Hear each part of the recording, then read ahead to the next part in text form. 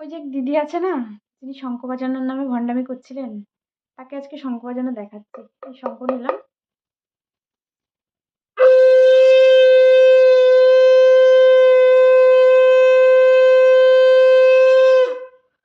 শঙ্খটা বাজাতে গেলে না মুখটা এরম ফুলে যায়। মুখটা এরকম স্থির থাকে না বা এরম চুপসে থাকে না। ঠিক আছে? বাজাতে না অনেকটা কষ্ট হয়। অ্যাকচুয়ালি এই শঙ্খ বাজানোতে আমার অনেকটাই অভিজ্ঞতা আছে। কারণ সকাল বিকেল না সন্ধ্যে দিতে হয়। সন্ধ্যে পুজো দিতে হয় ঘরে। তাই অভিজ্ঞতাটা আছে। আর এইটা নিয়ে না এত নাটক বা অভিনয় মানাচ্ছে না।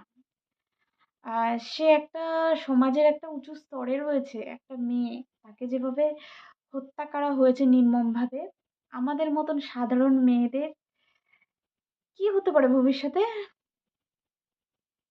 কি হতে পারে বলুন? আমরা কোনো সেফটির